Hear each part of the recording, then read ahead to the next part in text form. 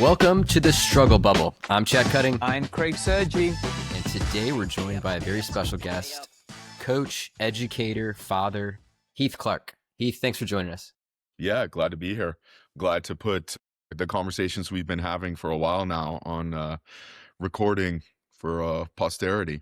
And that's where it all started for Craig and I as we went through. We were having so many side conversations about the soccer programs, the baseball programs. We said, yeah, it might be interesting for people to hear this out loud to see how coaches and organization admins are putting it all together. Before we dive in and jump in with Heath, I do want to acknowledge the incredible run by the Los Gatos women's soccer program. Last night didn't end how you wanted to, Craig, but a 2-1 showing in a state tournament is pretty incredible. Yeah, no, it's I actually didn't know we'd never won CCS Division 1.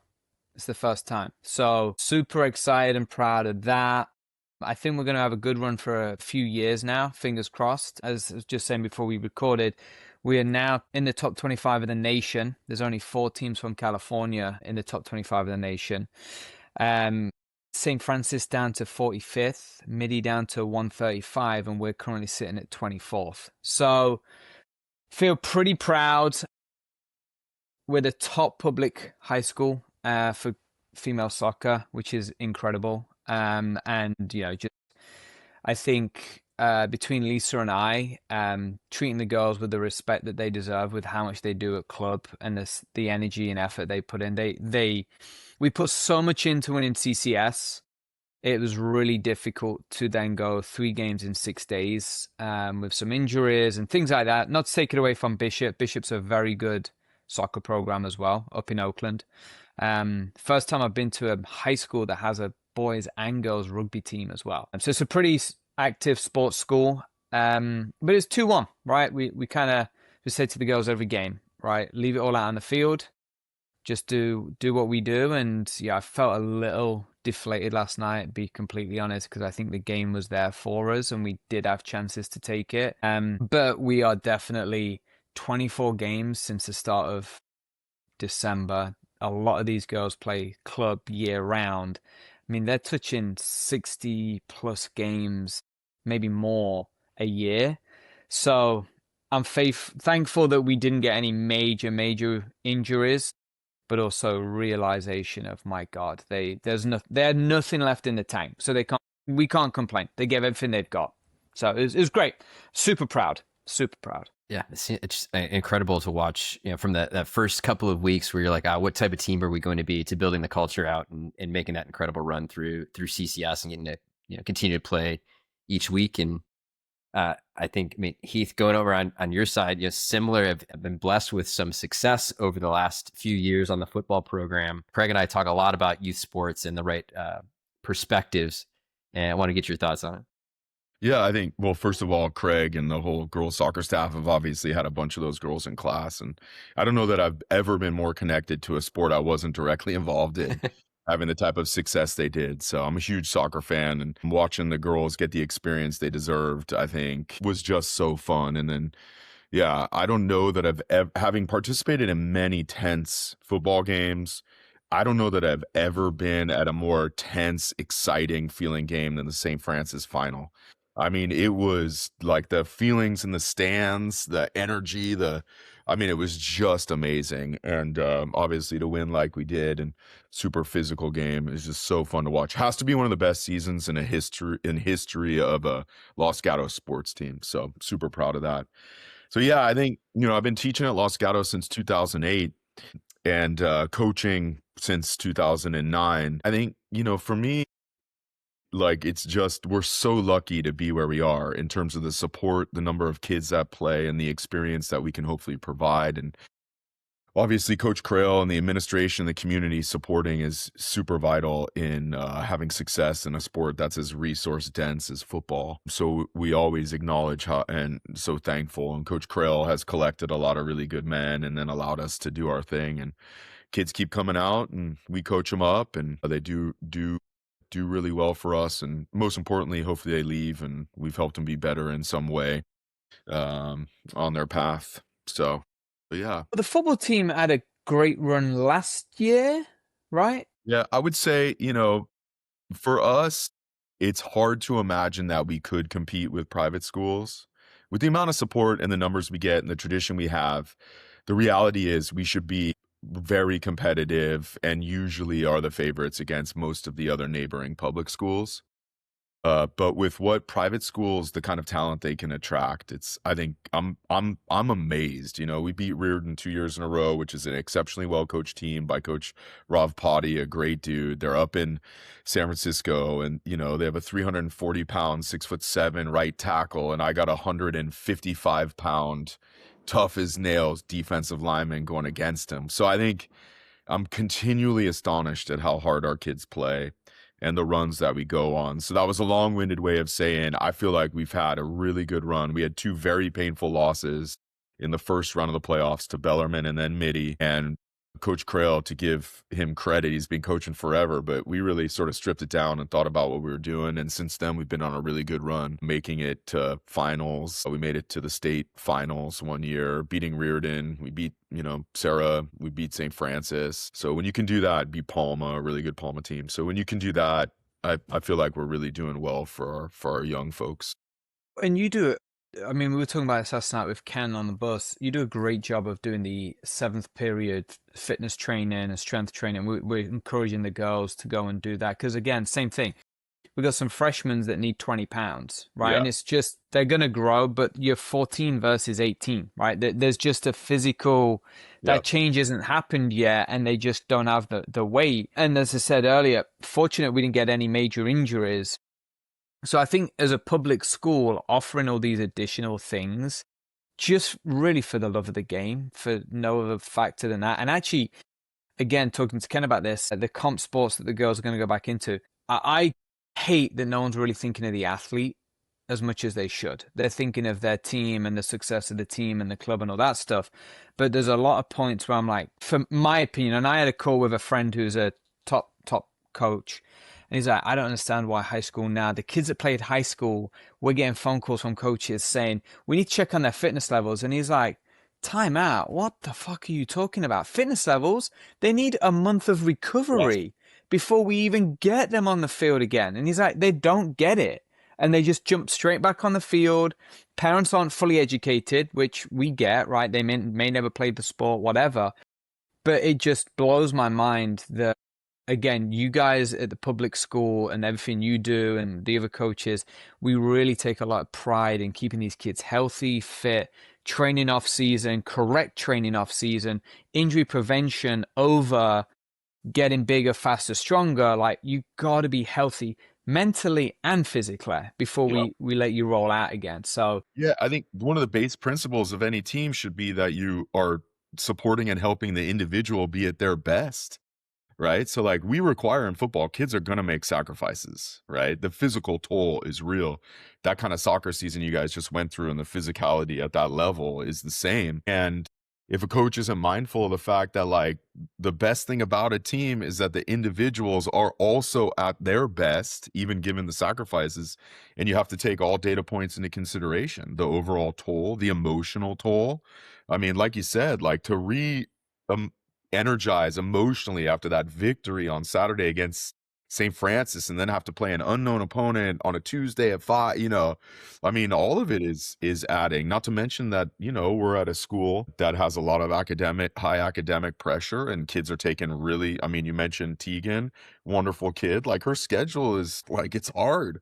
Like she's got a yeah, couple hours of homework every night. And so that's where I get really wary and seek as a parent and a teacher to reclaim some of that territory to make sure that we are taking care of the kids. And that's one of the beautiful things about our seventh period, which the school district, the superintendent, the principal really believe in, is that we can try to moderate and plug in some of the gaps that, you know, clubs can't fully do because they're playing that. And then to show the kids love and care. They know when you're there and you're looking at them and you're like, hey, I can help you. This is what we can work on together. I think obviously we're super fortunate to have that. Hopefully it'll continue to grow. And obviously one of the big things is to have more girls rolling through our program, yeah. which hopefully will continue over the next 2 years. We'll see an equal number of female athletes and male athletes. And we're learning as we go too. So hopefully it'll improve and naturally just draw people in so we can take care of more kids. You're both in it. It's kind of a different perspective on the sports in specialization as well as you get access to coach them in high school, right? Craig, we've talked about, right? Kids are specializing in soccer from a very young age, only playing soccer. I'm going to be a comp soccer. I'm going to be on the World Cup teams. Heath, the first thing that I notice when I go into the program as on the freshman side is these are raw blocks of clay. They've seen football on TV, may have played flag football. They don't have the foundation necessarily that soccer players, baseball players do. How do you approach that entry point of educating everybody, regardless of where they're at, skill level wise, so that you don't leave a diamond in the rough behind? Yeah, dude, I think so. This is something, and I'd love to hear Craig's opinion after having a daughter that plays at LGU and is really into soccer. She's an eighth grader. But the beautiful thing about football is we actually would rather not have kids have played too much football coming in. And I don't know that it's a sport that's great to learn at 8, 9, 10 years old. And certainly there's some examples of kids that did. But I love the fact that it's a slow burn. Last year, we had 5 kids on our varsity football team who played a ton of football, who hadn't started any other year before their senior year, which is a credit to them. And it's a credit to us. It's a credit to puberty. It's a credit to the work that they put in. And so I think our program, one thing that we are good at, and I think it's also a part that we have so many coaches, is every coach is trying to fall in love with some aspect of a kid in our program and like mine that and drive that and make that something that amplifies all of their aspects. And I think that's one thing about football is you can only practice football for a certain amount of time. The rest of the development is holistic, agnostic, get bigger, faster, stronger, get mentally more resilient. And if you can do all that stuff in the off season and find 1 or 2 things that a coach is like, I see this in this kid. And maybe it's just being trainable. Maybe it's just being willing to sacrifice. Maybe it's an actual physical thing that they do, then you can really get a lot out of a kid and therefore a lot out of the program. And I think so we appreciate the agnostic development. We want our kids to have played soccer. We want our kids to play lacrosse and basketball and baseball because we know that that adds to the problem solving that they'll have to do on the football field. It builds their base. And then our job is to just find where they're at and really try to drive whatever strengths they have to amplify it. So, and that would be Craig, like, one of the questions or thoughts. I think the hard part is I've been asked to do more speed training with girls soccer. And my thing is like, I'm happy to do that, but you got to subtract something. Like we can't just stack more, cognitive load, neuromuscular load and fatigue. They're playing on turf. As you said, they're playing 50, 60, 70 games, like just stacking speed training on top of, or weightlifting and squatting under a bar, which would be great for our girls to do without removing something, gets really challenging. Yeah, it's different in every sports as well. I've noticed that a lot being here is football is really a high school sport. There's not many comp teams or None. if any. Yeah. It's also age dependent as well. You can't break into that sport till a certain age. I think baseball is probably pretty similar to the soccer community where you can play from 6, 7, 8, whatever the opening age is. And then the one difference in the 2 sports I would say is, well, or 3 sports actually, is you can go play this with your mum and dad in the backyard. And there's lots of people play soccer now with mum and dad and do things outside of it. But I think we've lost in baseball and in football. I believe you can still fine tune learning aspects into that kind of dirt yard, kick around. What's the word I'm looking for? Where'd you play the baseball? The Sandlot?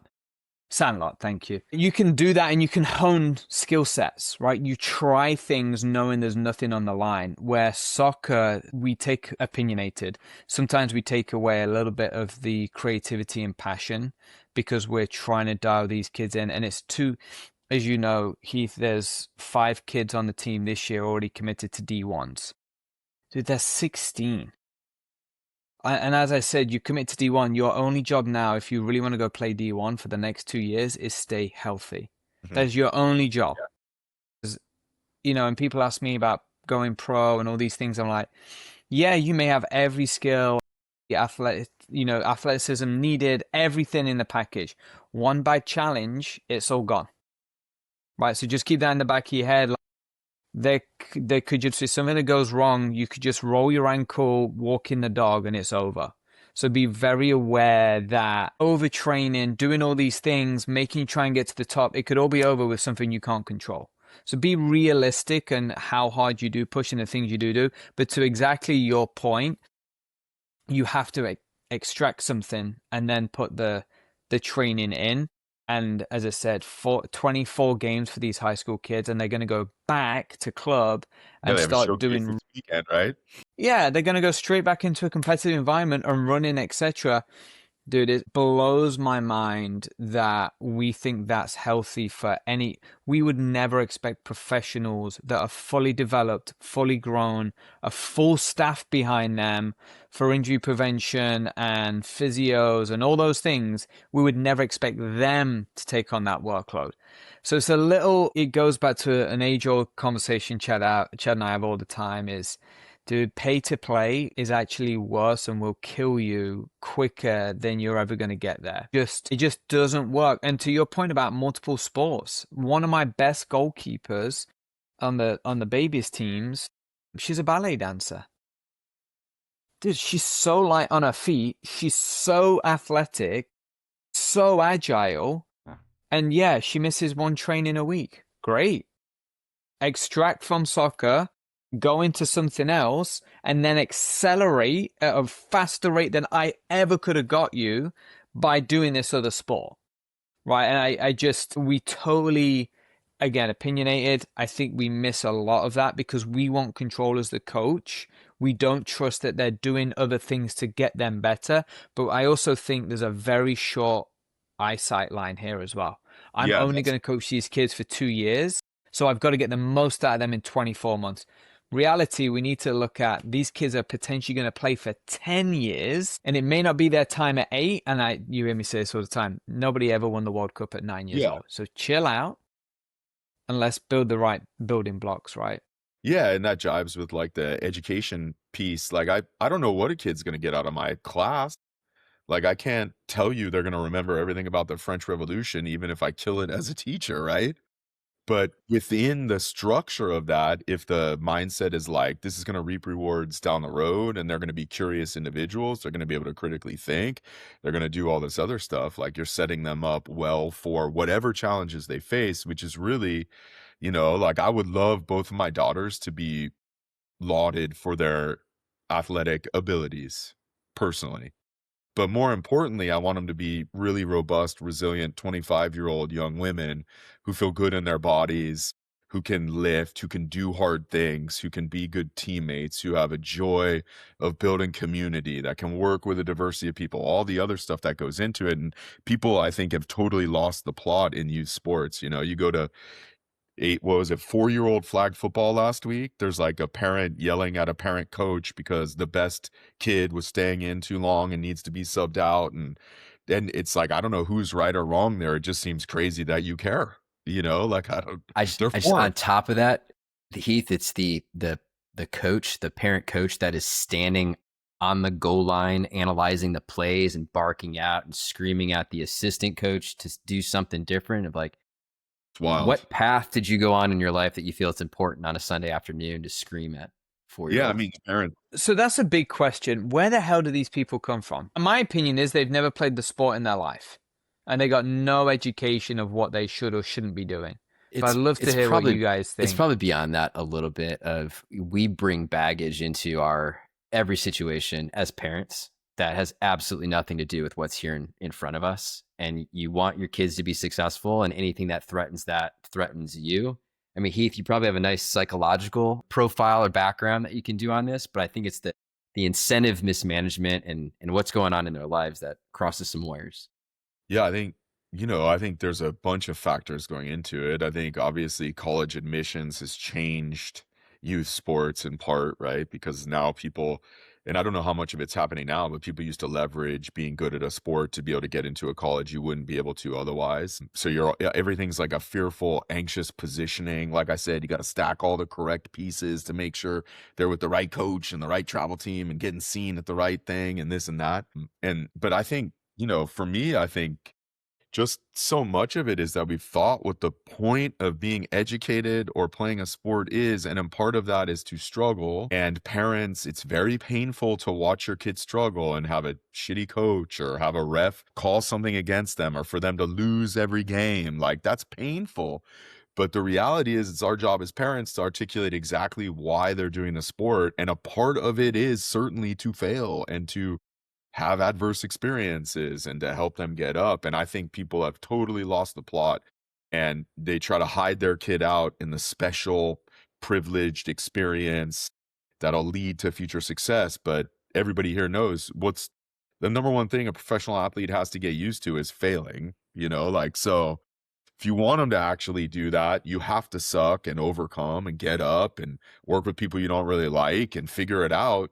And I just think parents have become so pain averse with their own kids that and I see that in education. So I'm totally biased that way that like no one wants their kid to suffer academically. And I think that it's wedded with what we see in youth sports as well. We talk all the time of you as a coach, you want somebody who is coachable, that responds to adversity so that you can not focus on the game, not about that distraction. But do we have the wrong mentality going in of what we're trying to get out of youth sports? Like, we're setting it an athletic goal.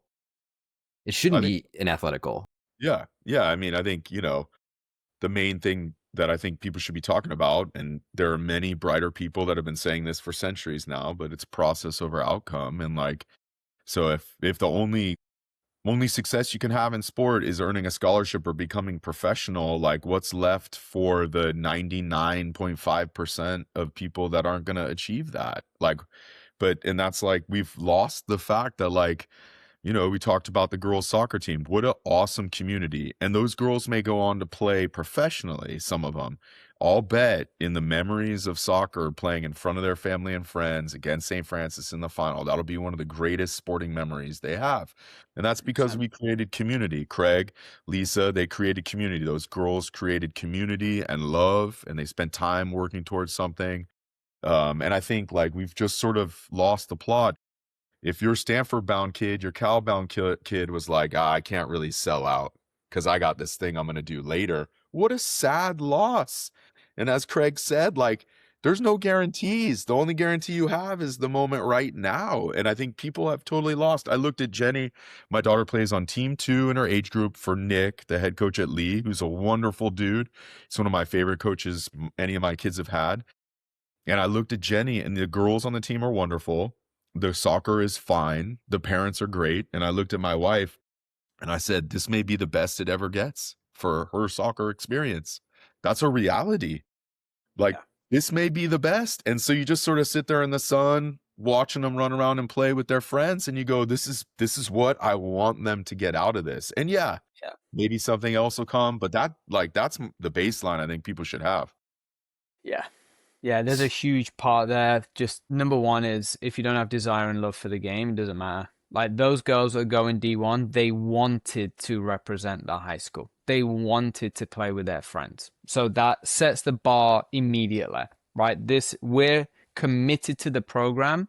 Everybody else jump on the bus. So number one, love the game, love what you do and all that stuff.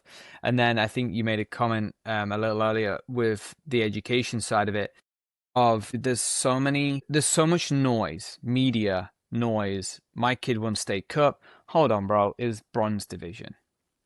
Okay, so I'm not taking away. Everyone should feel some success for sure, but be careful what you name it, right? Good for you, but there's Division 1, Division 2, Division 3, whatever, right? Then with that media pressure of feeling successful for your family, right? We then steal that away from the kid. The kid probably doesn't know. The kid, we won, great. Then it's hyped. Parents hype it. Now we're searching for the next thing, right? Be that the next club, the next league, the next coach. You don't know what the hell you're walking into. Be careful what you wish for. Could be way worse. Exactly. And some of the worst part of the education, as Chad just said, with people standing in the sidelines shouting at 4-year-olds, etc. Dude, my biggest peeve, and I see this, so my kids, Heath, I don't know if you know, they're both at dance competitions, and that's another level. But the best thing about dance competitions, No one can speak.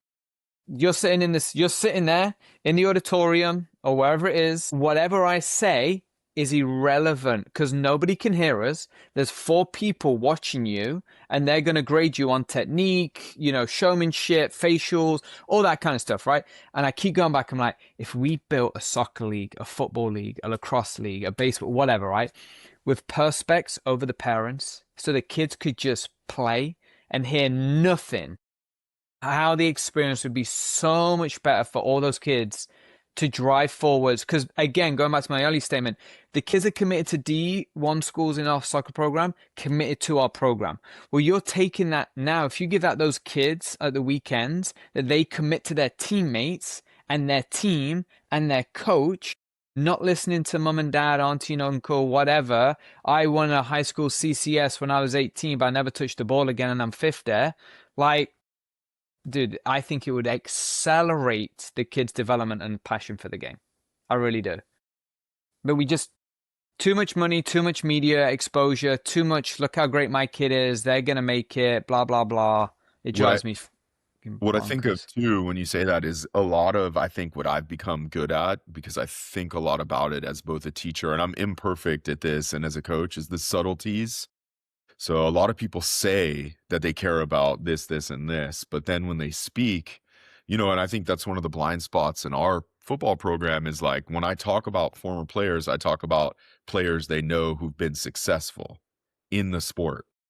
And the reality is that we have far more kids that hopefully we benefited and I know are successful in non-sporting ways. And so just that subtlety of saying like, we're about being something. We're not about doing something or winning or losing. We're about being something that carries beyond the sport. And I think that's like, for me, that's the antidote for a lot of it is, and Chad's heard me say it to the football guys. It's like, well, who are you being right now? Are you being a whiny, complaining? And I think the parents would benefit from that too. Like, cause there's some really good people I know who scream and yell all game at us for our calls or lack of calls at the refs. And it's like, you would look at them and be like, that's not who you That's not are. Like, you. Yeah. what are you doing? Like, who are you being? Is this how you want to be? And I've fallen prey to that for sure as a coach where I'm hollering at refs too much. So I understand it, but I think that's like, for me, the antidote is in the subtleties and the really living the values that we say we want the kids to get out of it. And that's where I feel like there's a big disconnect. Because if you read the blurb of every club, of every teacher, it says one thing, but then how they act and what they emphasize and, is often not, you know, does not fit well with what they purport to be. Well, and I think you just said it as well. Like, hey, this could be the best it could be. We're out here in the sunshine watching our daughter play. Nick's not hollering and screaming at players or coaches and refs, and he's not getting irate at all. This is awesome. Let's just take this in as it is today and see where we go for the ride, right? I think a lot of people need to just absorb that. It's so on this topic, Heath, I have to ask, you haven't attended all of your daughter's flag football games, and I Yeah. want you to explain to everybody. Doesn't sound as bad as it is. There's a lot of pressure on all of these girls and boys. Like they're trying to step up and be great athletes. As part of this next level program for flag football, they're empowering them to be a head coach, to help Yep. be a role model and to understand what it takes to organize and be a coach. And when the 5-year-old doesn't necessarily listen, just runs downfield. On my son's team, it's like Madden. Everybody go deep, and we'll Yep. pray that somebody catches it. Yeah. Talk to us a little bit about how you're feeling with your daughter coaching your youngest daughter Yeah. on the football field, and why you haven't been there for 9 out I of 10 can't, games. I mean, it's sad and maybe I should be a better person, but I can't even emotionally tolerate watching my daughter coach my younger daughter. And it's unfortunately based on probably some real difficulties. And I think the next level structure is actually what we would want in community-based sports. They take older kids, give them a little bit of mentoring, and then they coach younger kids, and then the younger kids referee. And like, it's really a wonderful, sweet thing that gets sullied by people that care. And it's like the kids come, they've never played football. They practice for an hour, then they run around and giggle and play for an hour.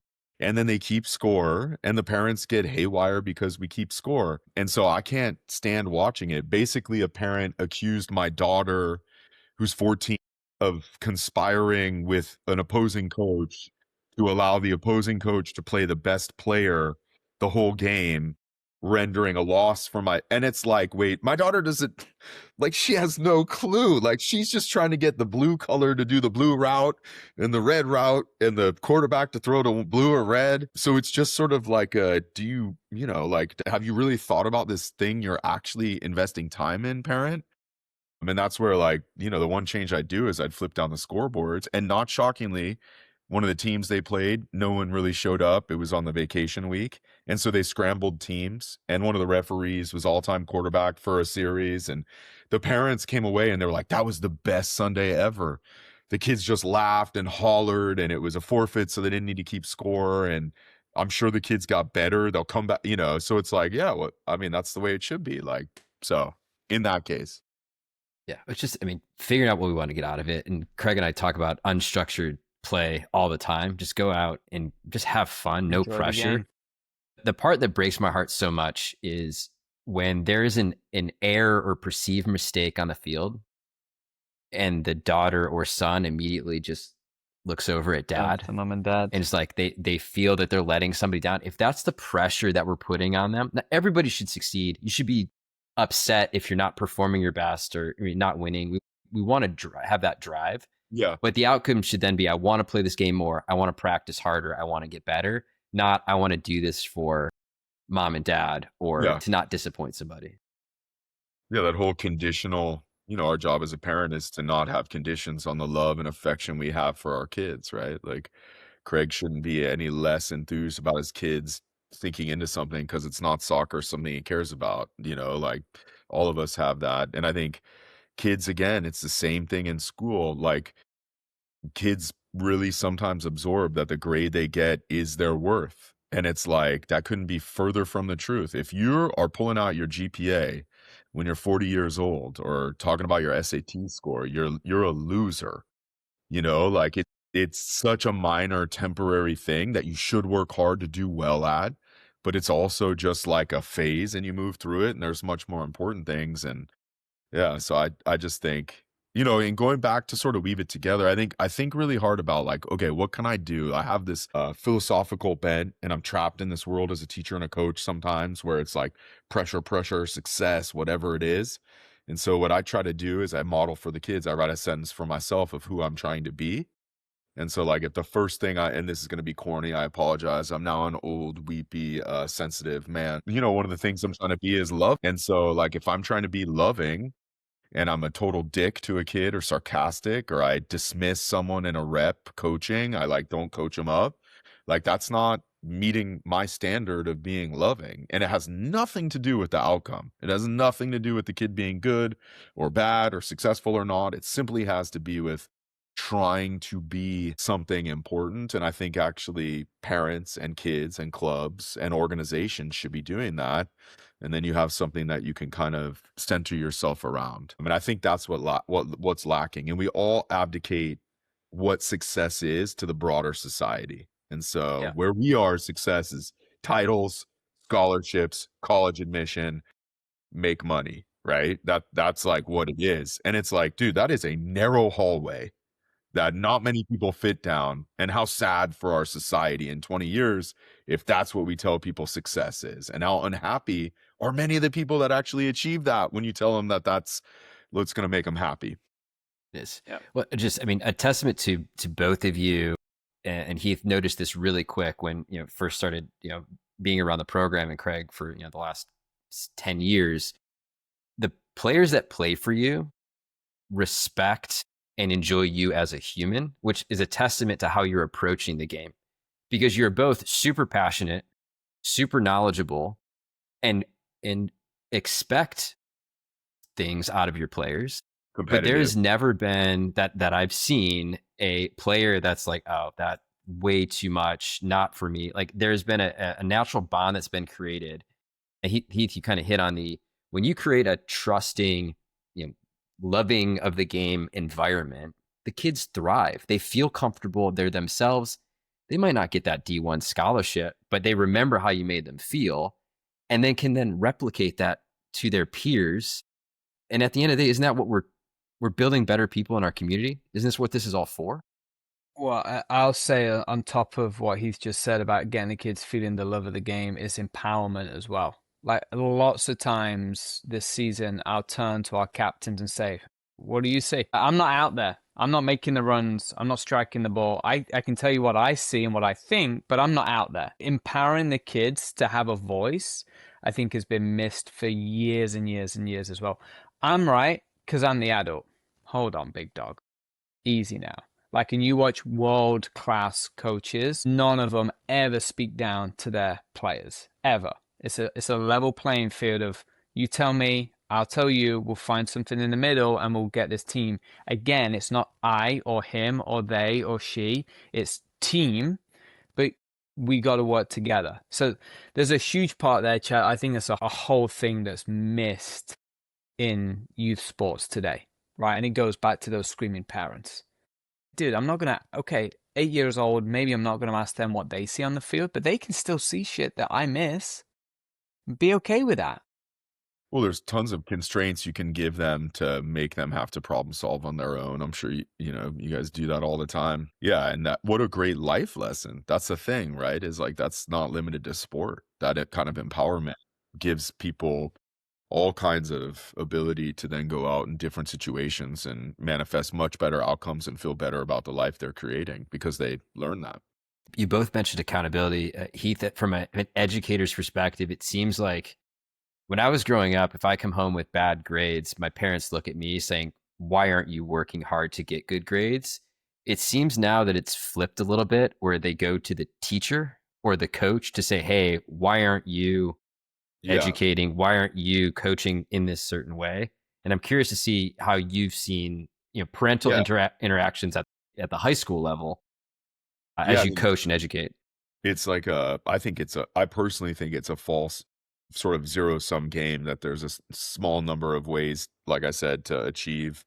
And like if your kid isn't getting access to that kind of achievement, then the doors are closed, which I think is something you really have to resist as a parent. Like not every kid can go to Harvard, not every kid should go to Harvard, and it doesn't guarantee them anything good if they do go to Harvard. It like opens a few more doors for sure in some ways, but like it's a complex story and there's lots of ways to get somewhere. And I think again, I think it goes back to just this parental fear that their kid is not going to be in the best possible position to live the highest quality life if they fail, because the system is set up to really punish kids that take longer, that don't do as well early. And the example that I give a lot is, so picture back in first grade if you can, and for me it was math. But you'd look around, you'd be working on your math problem, and you'd look around, and the kid next to you would finish it and be like, "I finished." And the teacher would say, "What? Oh, you're so smart," to that kid. And all of us learned in that moment that smart means I don't have to work hard. Right? And like I think that is like one of the problems we have is like the talent is working hard. Like we're all, whatever genetic gifts we got when it comes to sports or intellect or whatever, but the talent is working hard. And we basically told kids that like the best thing you can do is be super talented and not have to work hard. And I think that plays a role in what you were talking, that like parents are so afraid that their kid's gonna be left behind if they are struggling, if they are working. And I sort of feel like if you take a long view, we know the kids that struggle. The data says over and over, the kids that have early failure that are helped to overcome it, that see the failure as a positive and they understand that they can improve if they apply themselves. Those are the people that at the end of the race are like way far ahead. And so I would say that that's the fundamental misunderstanding parents have, which is that struggle is good, that like, it's your job. Your only agency is to make bad things positive as a parent and an athlete, right? As a student. And so I think we've totally lost that. Like your parents, my parents, like they didn't ever check my grades. They assumed I was working hard. If I needed consequences, they were applied, but they were much more worried like, did you do what the teacher asked you to do? Were you nice to the other kids? Did you take the trash out? Did you help me around the house? Did you walk the dog that you wanted me to get?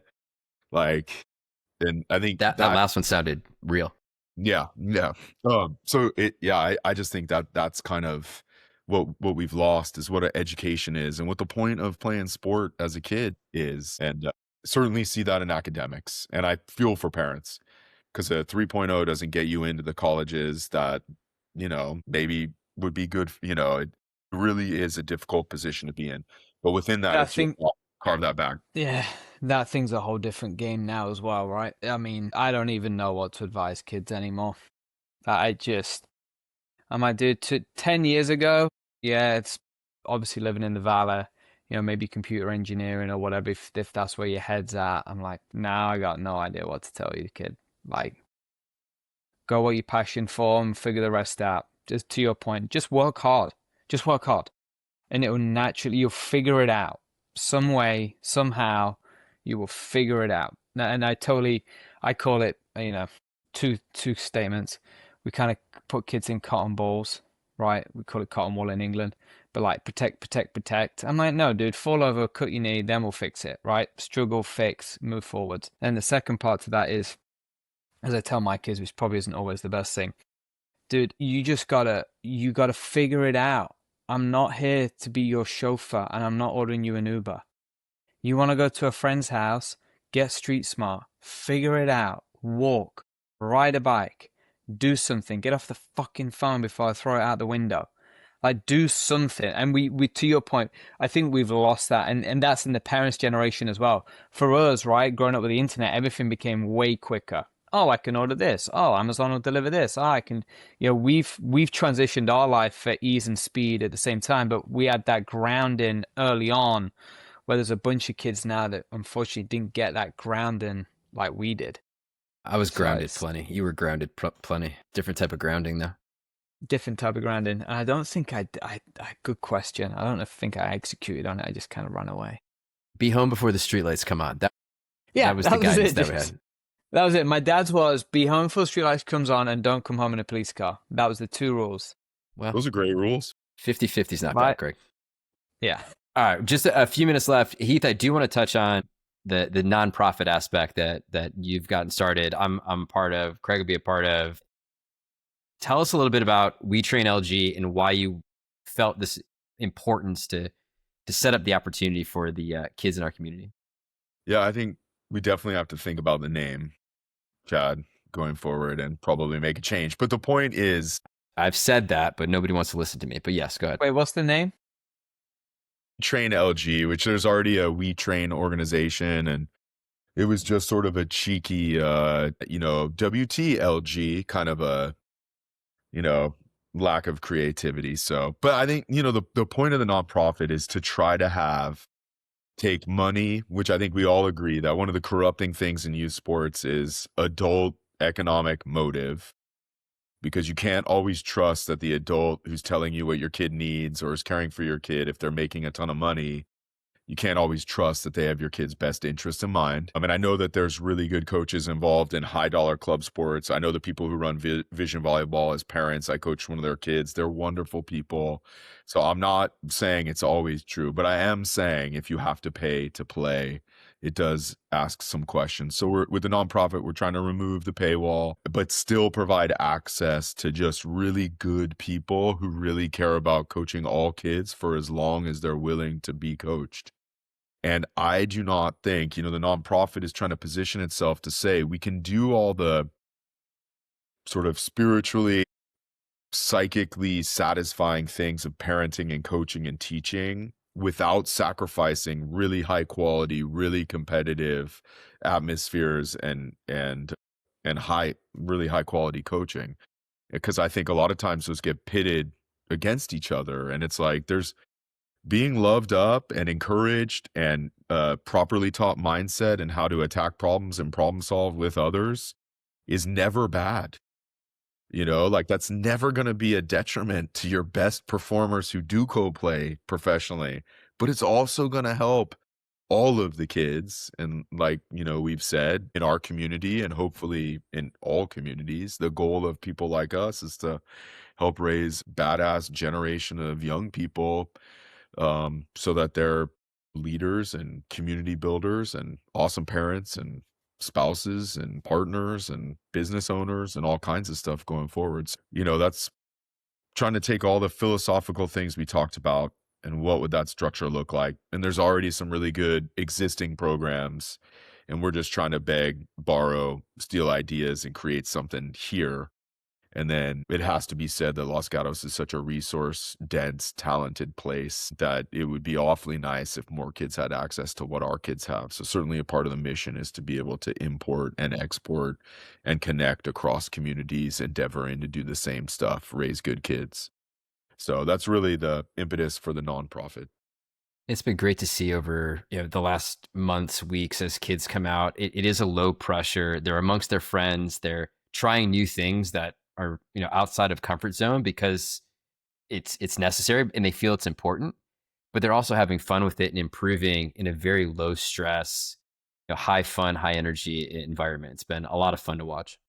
Yeah, and I think, like I said, and Craig, I'd love for you to come out, but we have really awkward seventh graders and younger, and then it goes all the way up. We've had some NFL guys working out with us and beside us, and guys that are going to play in the NFL, and high school kids, and like every duration and actual ability, the core principles are the same, which is if you're willing to work hard, we're here to support that. And if you want to get better, we're going to try to help you get better. And that'll make you a better person when the sport eventually ends, which it will. So, Yeah, no, I absolutely. Now I've got time because unfortunately we got no more games. For sure. I mean, you touch on it massively, right? I think there's a place for everyone. And when I came here 20 years ago, nearly now, there was a place for everyone in soccer as well. Like AYSO was $300 a year, right? And there's a place for everyone. It's just finding that level. And unfortunately, over time, it's got smaller and smaller and smaller.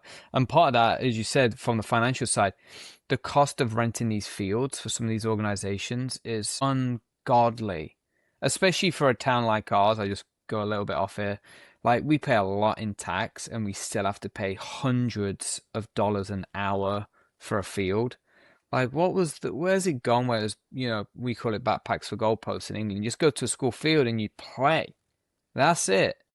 A dad turned up with a ball and just made sure nobody got in a fight. Like, that's gone. So I think, what you've developed, you and Chad and others, is massive. You come and play and we see if you fall in love with something. yeah. Yep. Make those connections. Yeah. All right. I think with that, we're going to close up for today. We get to talk and we're going to talk here for another few hours. Heath, really appreciate you joining us. We'll post some links about anybody locally that wants to get involved, come out with us on the weekends for the nonprofit or get involved in any way. And then if anybody has suggestions on what Craig's going to do with his infinite free time, because he's not with the youth soccer program anymore and high school's over, you might need to pick up a hobby. I want to start a nonprofit futsal or pickup soccer on one of our fields where the kids can just come and play pickup. So there you go, Craig. We'll just drop a ball and play.